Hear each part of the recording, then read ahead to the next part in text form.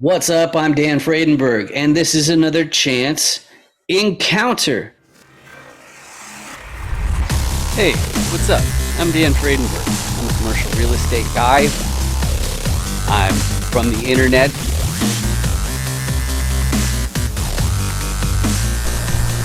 We're seeing more properties like this being built in front of a house that's going to be torn down soon. I understand that there are power lines that are just kind of close. What's up again? This is Dan Fredenberg, and that there is a commercial real estate building.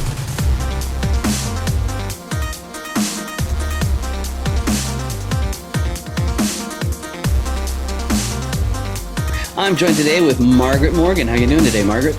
I'm doing great. How's it going? Oh, I'm fantastic because I don't know if you're aware of this, but my very favorite audience member is joining us today too. And why is my favorite audience member joining us? Well, it's because this is a chance encounter where I interview commercial real estate syndicators, buyers, sellers, owners, all those types of people. And why do I do that? Well, part of it is for legal compliance, of course. Really, you need to know if there's any overlap between your business and anybody else in your circle. So you need to find out what's going on with them. But there is an extra measure, which is that you're not allowed to share private deals unless you have a prior substantive relationship. So that's what I'm finding out. I'm finding out, like, so what is it that my guest does? And then I share it with you so that you can learn to effectively communicate on the subject of commercial real estate. But before we get too excited about that, Margaret, do you want to give a brief introduction? Oh, sure. I'm Margaret Morgan. I am in Summit County, Colorado, which everybody knows more if I say Breckenridge. Been up here for full-time for about 8 years. Started out in property management, then moved into real estate. And now hoping to move my way into operations and syndication and all that good stuff. All right, beautiful. We all have to start somewhere, and that's an awesome place that you're springboarding off of. But before I go to the 5 distinct motivations, I gotta say, but wait, check your 8. Margaret, I don't know if you can see through your camera and into the audience's device and see if under there they've got the red subscribe button or the gray one, because they really should have the gray one. I'm just kidding. Anyway, let's go through the 5 different distinct motivations. When you're making a commercial acquisition, it's not fast and it's not simple. So you got to be motivated if you're actually going to be doing this stuff. So the first thing I need to know is why you're doing it. Now, some people, they've already got enough of a portfolio of assets where the cash flow is what they live off of, but sometimes they'll need to make new acquisitions. And why are they doing that? Well, it's to stave off inflation, or sometimes it's due to asset crashes, and they want to have a more stable store of value. So that's why some people are making these acquisitions, but that's not me. I'm coming from a tech side, and so that means that, the problem of tech is that you're a high earner, which that sounds swell, but you're paying more in tax than anybody else when you're getting salary or wages. So coming from the CRM software company I worked for, and then opening up my agency and all that kind of stuff, as I started helping real estate firms with their CRM setups, it hit me as like, well, why don't I pivot so that I'm getting rewarded in the form of deployed capital, aka equity? So that's what I'm up to. That's why I'm going through all of this stuff. But a lot of people, they get into it, they're attracted about possibly, fast tracking their retirement, and really what they're looking to do is work less. So maybe it just means, fewer months per year or fewer weeks per month, but that's what some people are up to. And they stand in stark contrast, though, to these next groups. Like, these guys are so ambitious. They want to buy their entire hometown, and they're really about generational wealth. Basically, they want to make sure their great-grandchildren never have to hold a day job and that sort of thing. And they're swell to have on your team just because they'll be hustling into their 90s. So the last group as well, though, the 5th one, they'll keep on hustling in their 90s as well, but their motivation comes from the fact that they chose like a sector of society, or maybe it's the environment, or maybe it's animals, or maybe they just want to send people to space. Who knows what it is? But they realize if you're going to make a really big impact, you got to get that financial side all buttoned up. So that's why they're making commercial acquisitions. So Mark, Margaret, out of those 5 different motivations, what combination of them describes you best? I would say that it is the income generation. Mm-hmm. And yeah, my main goal is so my husband can quit his day job, and also to help people who need it. I focus like a lot on multifamily and workforce housing, which is a huge need out where we're at. It's everywhere, but Yep, it's definitely a problem everywhere, and there's a lot. There's a lot that we can do to help the PR situation. But the next thing I want to ask, just because this is putting into perspective, like, well, did somebody just tell you, hey, commercial real estate, there's big numbers floating around, and that's why you're doing this, or do you actually understand that there are risks involved? So I kind of play with it, and I turn it into a fill in the blank question. The question is, there are many popular investment asset classes, but I think blank is too risky. Anything's on the table. What's too risky for you? Well, I don't know enough about crypto to even consider it. Mm-hmm. And it's not tangible, so I have a hard time just even understanding it. Yep, I love it. And that's why we are talking about commercial real estate. And in every episode of Chance Encounters, I use the Dan Does Deals Commercial Competency Cube. That's a new way of saying it. It's a mouthful. You can try it out a few times. But more importantly, you can go to dandoesdeals.com and get your one to print out. It's absolutely free. And like a dummy, I don't even ask for your email address, which, like, that's the biggest mistake you can possibly make from a marketing perspective. But I really want you to print this out so that you can show it to your friends and your family, and that way you can confidently and effectively communicate on the subject of the roles in a commercial real estate deal. But I go through all of the faces in every episode of Chance Encounters so that you know how my guest fits into these deals. So I'm going to start off by talking about repositioners. It's not a word that everybody uses, but it's a person who's in acquisitions. So they're doing a bunch of paperwork, they're looking at a bunch of properties, and what are they doing? Well, the first thing, there's a fancy word for it. They are underwriting the deal. So that means they're doing the math because they need to figure out, hey, is this broker or seller even telling the truth about how much this business is actually making? Because they might not know. So the repositioner has to be able to figure that out. But why are they going through all this anguish of making these acquisitions? Well, they're looking for upside. They need to pick up a property where they can make more money than it was before. And they have 3 main tools in their tool belt to pull that off. The first one is they can get more advantageous lending. Banks, financiers, those are the people who handle only paper and money. They are not actively involved in the deals. So the repositioner, if they can get better lending from a financier, that's some upside baked into the deal automatically. But let's assume that the repositioner doesn't have a fancy lending play in mind. The first place they're going to look is operations. They're going to stop those Benjamins from going down the toilet there. And most importantly, they're not just unclogging toilets and collecting rent and mowing lawns and all that sort of stuff. There's more to it. One is the marketing side, which is one of my fortes, and that's important to keep the vacancy rate really, really low.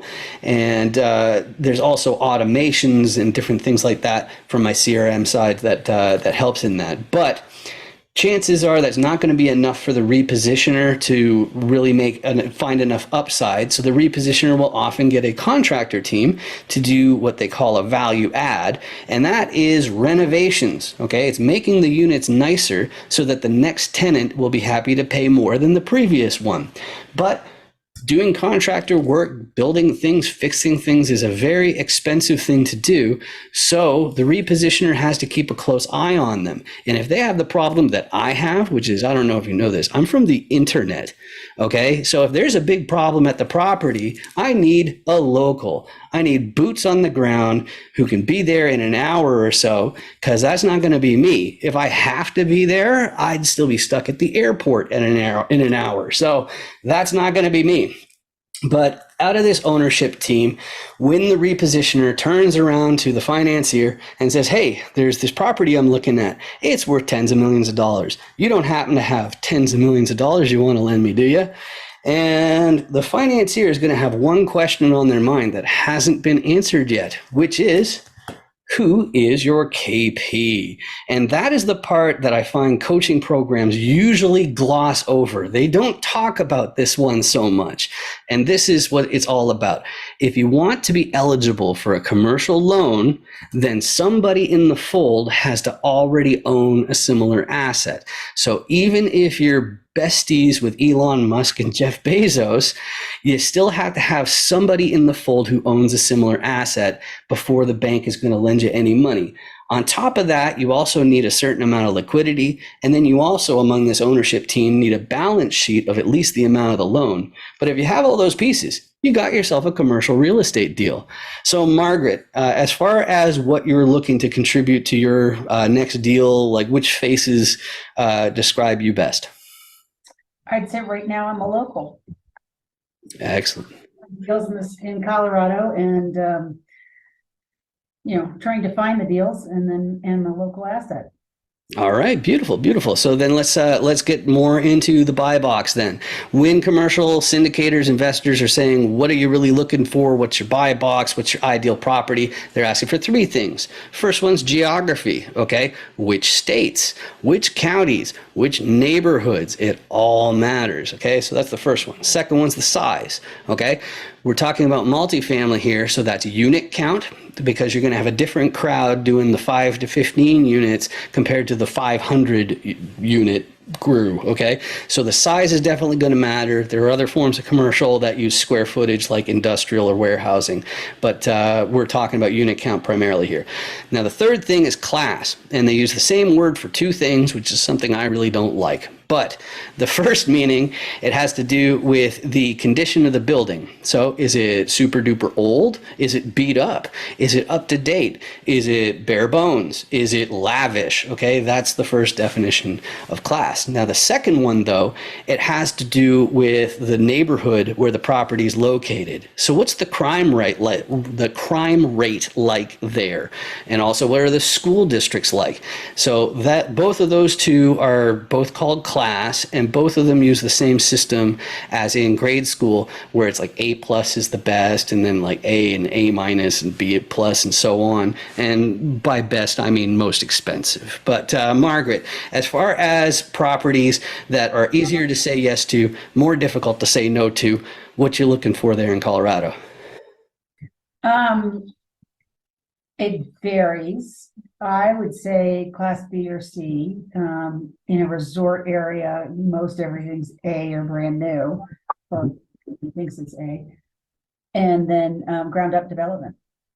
Okay, all right, beautiful. And so then as far as size goes, it depends more on the deal sponsor, or is that about right?